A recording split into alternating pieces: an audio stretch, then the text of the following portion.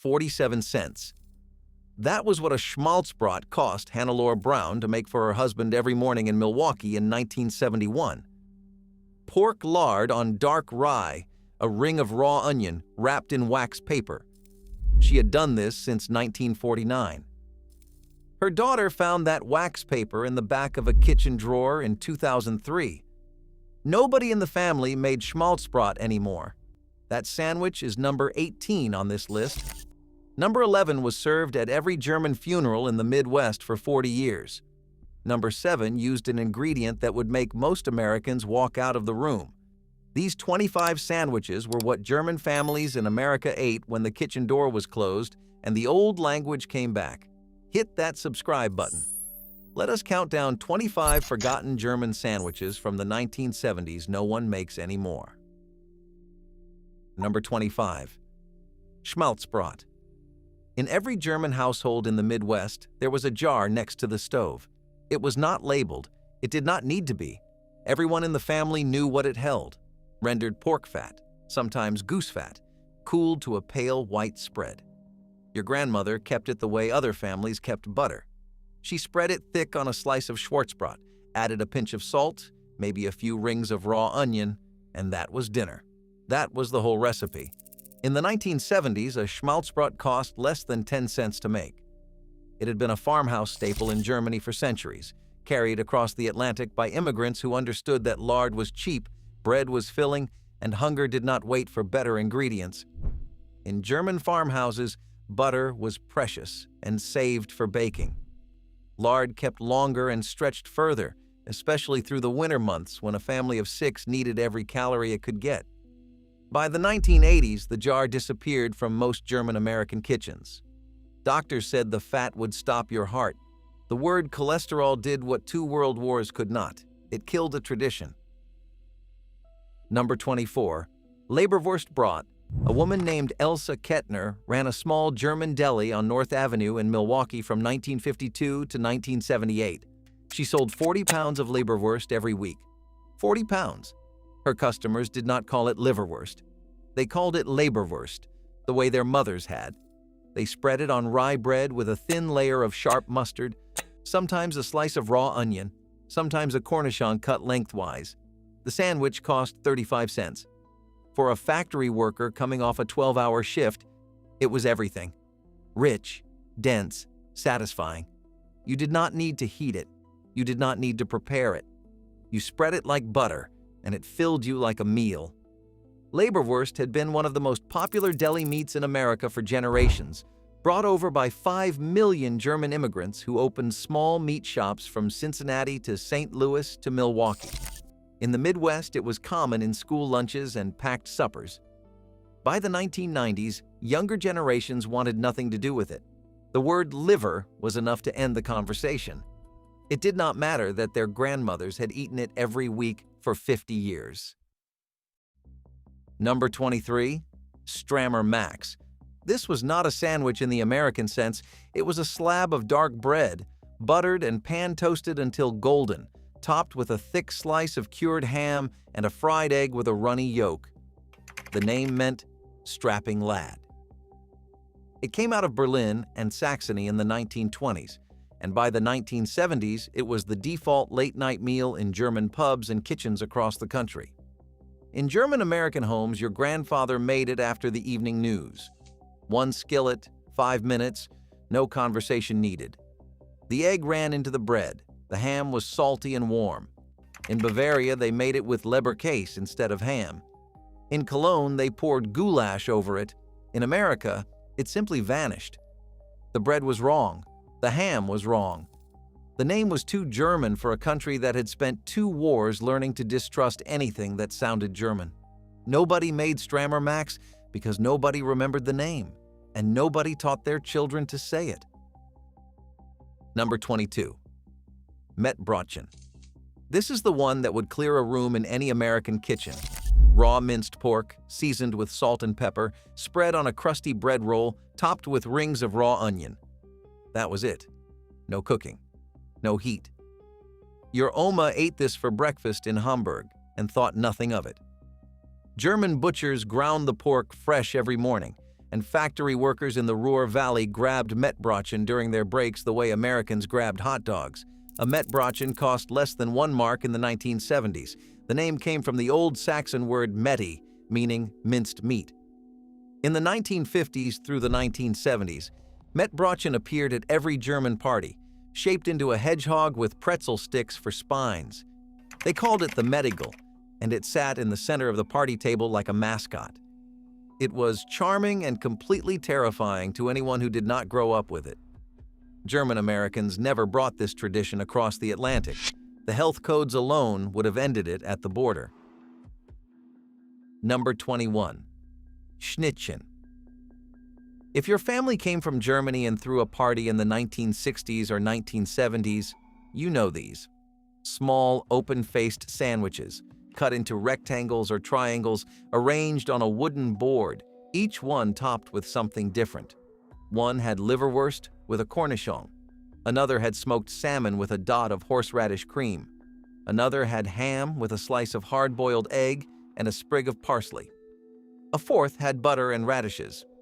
They were the original German finger food, invented in the 1950s, as something a Hausfrau could assemble in 20 minutes when guests arrived without warning. The German comedian Loriot built an entire comedy sketch around a housewife and her Schnittchen and a room full of uninvited salesmen. That is how embedded they were in the culture. In German-American homes, the tradition survived through the 1970s.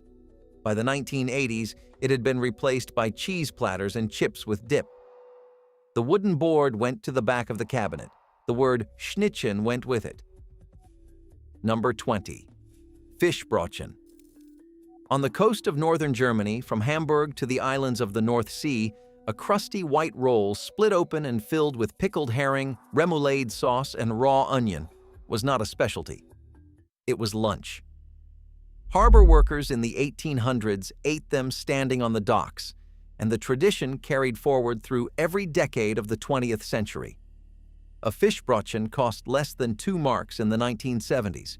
You could buy one at every fish stall, every market, every train station between Bremen and Flensburg.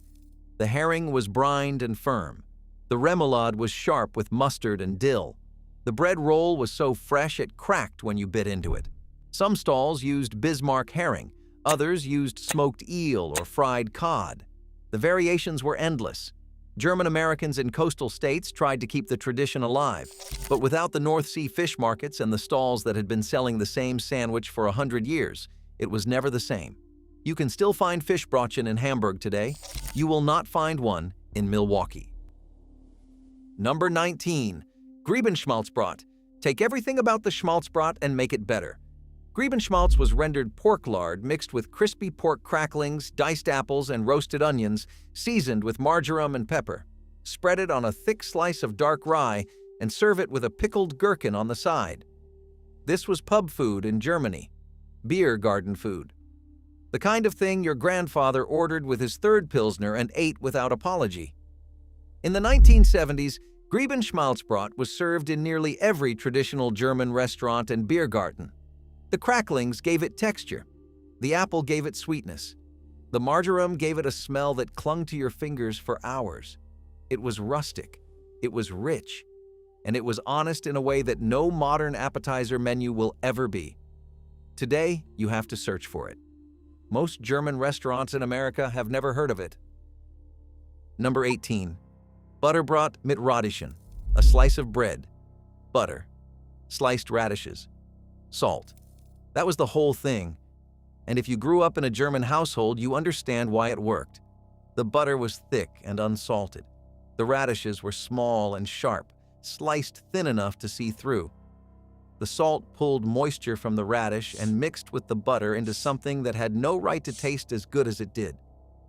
In Bavaria, this was part of every Brotzeit. In the rest of Germany, it was what your mother put in front of you on a Tuesday evening and called Abendbrot. This was the tradition that defined German home cooking for generations. Not the Sauerbraten, not the Schnitzel, the cold supper, bread, butter, and whatever was in the kitchen.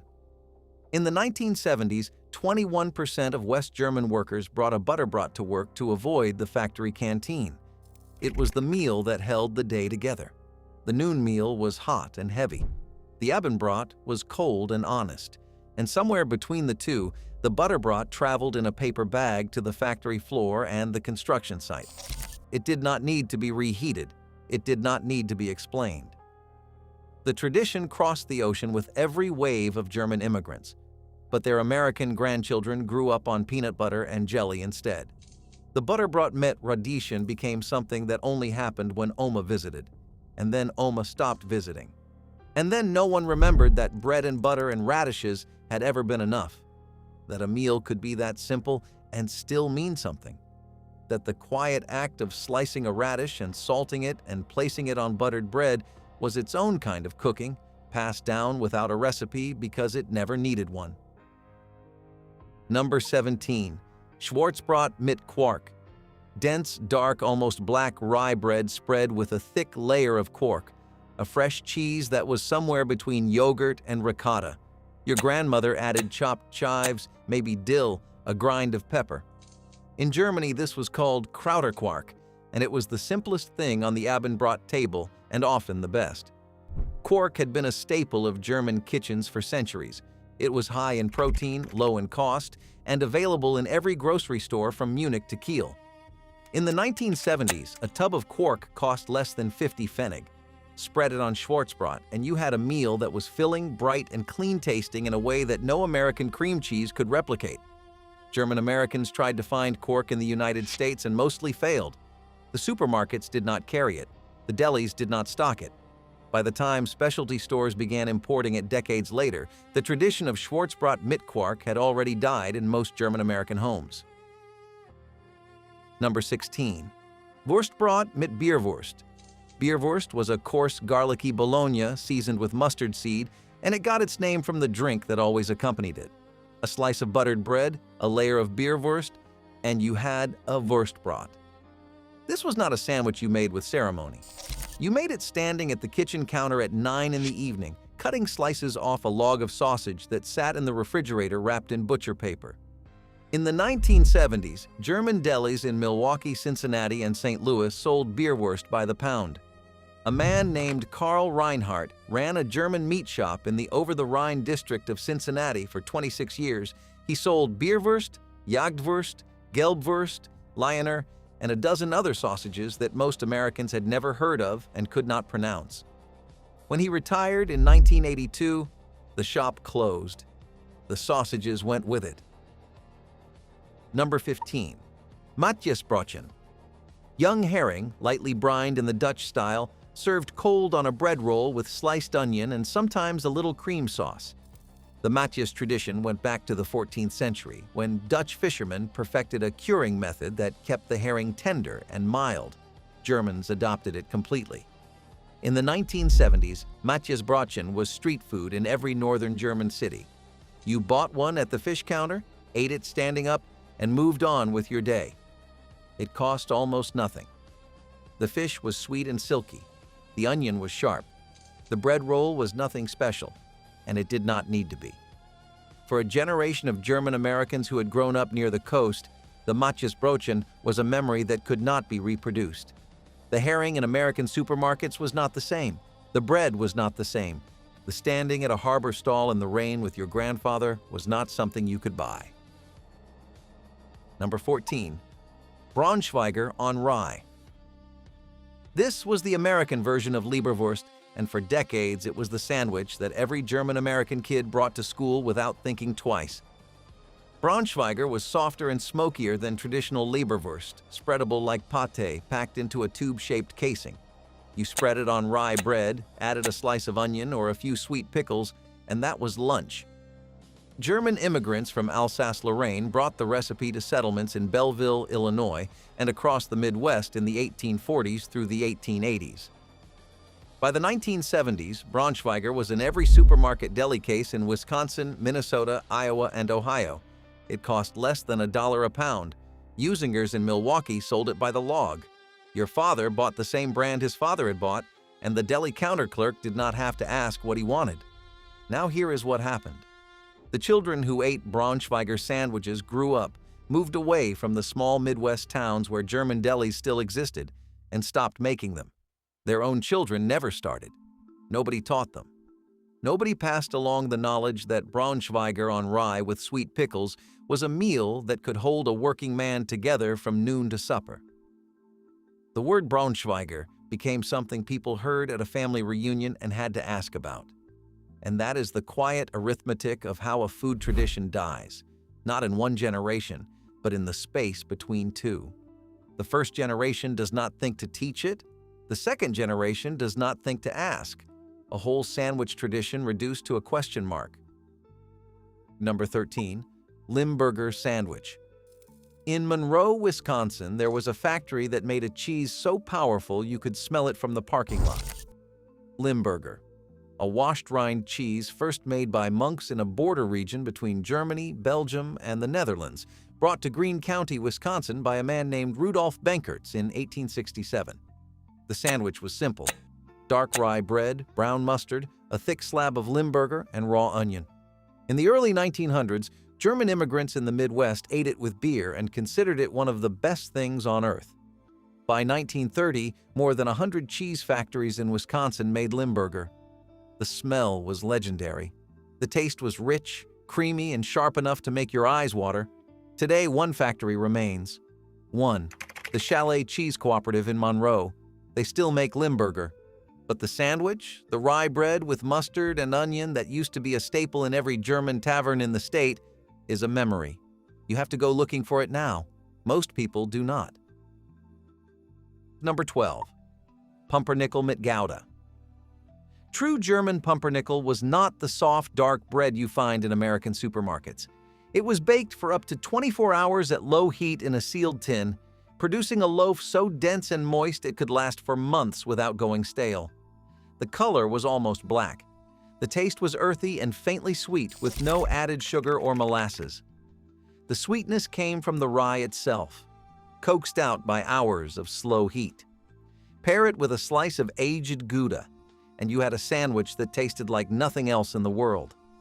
In Westphalia, where pumpernickel originated, this combination was as ordinary as a ham sandwich in Ohio. German Americans knew the real thing. They bought it from German bakeries that imported the loaves or baked them in the traditional style. But those bakeries closed one after another through the 1970s and 1980s. The American version of pumpernickel replaced them. It was lighter, sweeter, darkened with molasses and cocoa powder, and bore almost no resemblance to the original. The sandwich survived in name only. Number 11. Roll mops on bread. A pickled herring fillet rolled around a gherkin or a slice of onion, held together with a toothpick, and served on a slice of dark bread. This was the sandwich that appeared at every German funeral, every wake, every post-church gathering in the Midwest for 40 years. Your aunt brought a jar. Your mother sliced the bread.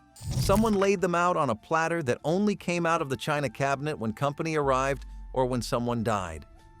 Roll mops originated in 19th century Berlin as pub food, and they became one of the most recognized German appetizers in the world. In the 1970s, you could buy jars of roll mops at any German deli in America. A jar cost less than $2 and held enough for a family. The herring was vinegary and firm. The gherkin inside gave it crunch. Laid on a piece of buttered Schwarzbrot, it was everything a German sandwich needed to be: simple, sharp, and eaten without fuss. But the jars stopped appearing on shelves. The delis that sold them closed. And the generation that ate roll mops on bread at every family gathering did not pass the tradition to the generation that followed. The platter went back in the cabinet one last time. Number 10. Teewurst on toast. The name means tea sausage, and it had nothing to do with tea leaves. Teewurst was a soft, spreadable smoked sausage invented in Pomerania in the 19th century, and it got its name because German families served it on small sandwiches at tea time alongside cake and cookies. It was made from 2 parts raw pork and 1 part bacon, minced fine, seasoned, and smoked over beechwood until it turned a pale pink. You spread it on toast or crisp rye bread the way you would spread butter. The texture was silky. The smoke flavor was gentle. In the 1970s, teewurst was common in German-American kitchens that still kept ties to the old food traditions. You could find it at German butchers and import shops.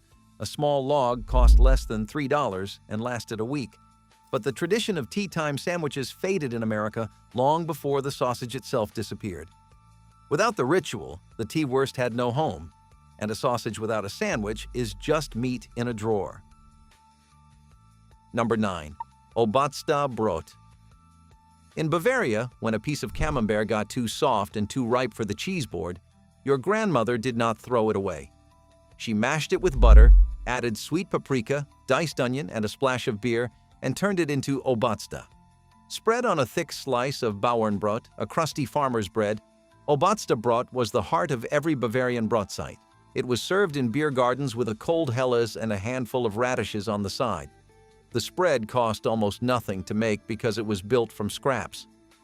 For German Americans in the Midwest who remembered Bavaria, this was not just food, it was a postcard from a place they could not go back to. When their children asked what was in it, they could not always translate. The recipe stayed in German, and then it stayed in the past. Number 8. Handkäse mit Musik on bread. The name translates to hand cheese with music, and the music was what happened to your stomach after you ate it. Handkäse was a sour milk cheese formed by hand in the Hesse region of Germany, and it was served marinated in a vinaigrette of raw onion, oil, vinegar, and caraway seeds. The tradition was to eat it with bread and a glass of Apfelwein, apple cider, in the taverns of Frankfurt. The cheese was translucent and sharp. The onion vinaigrette soaked into it over hours, turning each slice into something pungent and alive. In the 1970s, this was pub food in every traditional Apfelwein tavern in Hesse. German Americans who came from that region knew it by heart. They made the cheese at home or ordered it from specialty importers. But handkäse never became an American product. It was too strange, too strong, and too tied to a place most of their grandchildren would never visit. The music stopped. Number 7. Cannibal Sandwich. In Milwaukee, Wisconsin, on Christmas Eve, thousands of German-American families still set out a plate of raw ground beef on rye bread with sliced onion. They call it the cannibal sandwich. The tradition came directly from the German Mettbrötchen, except Wisconsin replaced the pork with beef because cattle was more available in dairy country. In the 1970s, every German butcher in Milwaukee ground beef fresh to order for customers who planned to eat it raw that night. A line formed at the butcher counter on the morning of December 24th. Fathers and grandfathers waited, knowing exactly how many pounds they needed. 37% of Wisconsin residents identify as German American, the highest of any state. And in those households, the cannibal sandwich was not strange. It was Christmas. Health departments have issued warnings every year for decades. The warnings have changed nothing. And that tells you something about what food really means when it is tied to identity. A German-American family in Milwaukee does not eat raw beef on rye bread because it tastes good. They eat it because their grandmother served it on the same table where she set out the Christstollen and the Pfeffernusse. They eat it because the kitchen smelled a certain way that night, and refusing the sandwich would mean refusing the memory. The tradition holds because it was never about the meat. It was about the table, the family, the fact that your grandfather did it, and his grandfather before him, and refusing to eat it would mean breaking a chain that stretched back to a country most of them had never seen. That is a powerful thing, stronger than any health warning. Number 6. Kattenbrot. Katten means cottage or barn in Low German, and Kattenwurst was a farmhouse smoked sausage that had been made in northern Germany for generations. Sliced thin and laid on a piece of dark bread with butter, it made a sandwich that tasted like smoke and cold mornings and the inside of a wooden barn. The smoking was done slowly, over weeks, using beechwood or alder, until the sausage was firm and deeply flavored. In the 1970s, Kattenwurst was a staple of the Abendbrot table in northern German homes and in German-American kitchens that still observed the cold supper tradition. You ate it with a knife and fork, open-faced, alongside pickled beets, a few slices of cucumber, and a cup of dark tea. The farmhouse smoking traditions that produced Kattenwurst took time and skill and equipment that modern kitchens did not have. When the generation that knew how to do this grew old and stopped, The Kattenbrot vanished with them. The smokehouses rotted. The recipe stayed in nobody's notebook. Number 5. Schinkenbrötchen mit Senf, a crusty bread roll split open, spread with sharp German mustard, and filled with a thick slice of cooked ham. That was it. No lettuce, no tomato, no cheese. A Schinkenbrötchen cost 80 Pfennig in the 1970s, and you could buy one at any bakery in Germany before 8 in the morning. It was the breakfast sandwich of an entire country. You ate it standing at the bakery counter with a cup of strong coffee, or you wrapped it in paper and ate it on the train. The mustard burned the back of your nose. The ham was thick-cut and cold. German Americans made their version with whatever ham and mustard they could find, but the key was always the bread roll. It had to be fresh.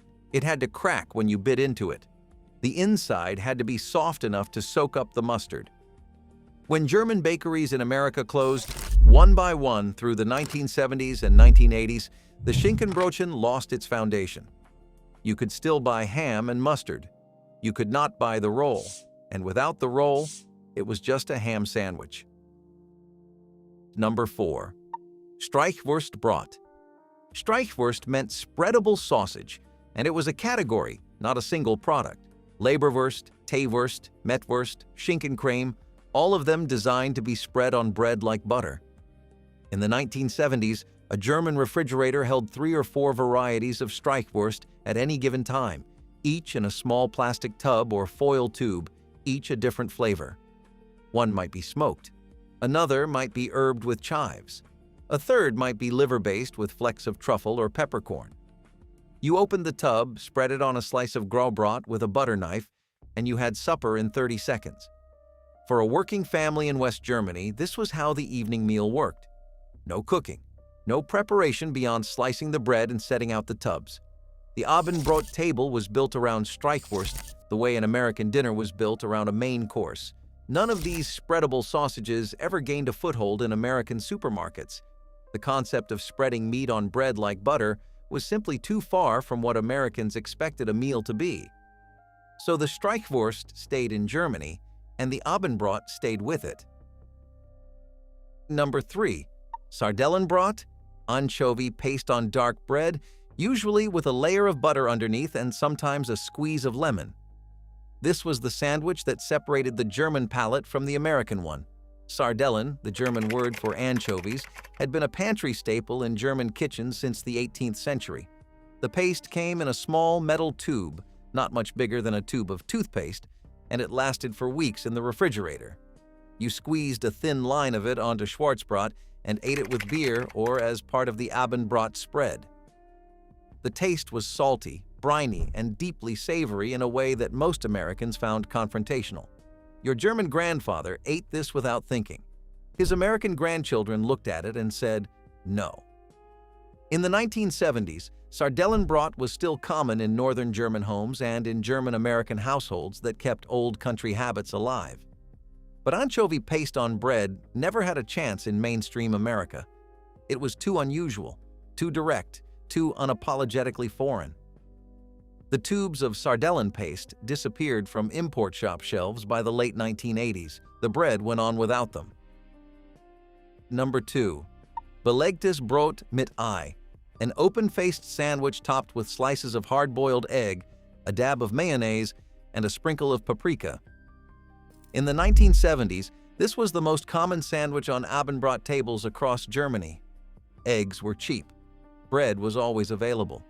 The combination was filling enough for supper and easy enough for a child to make.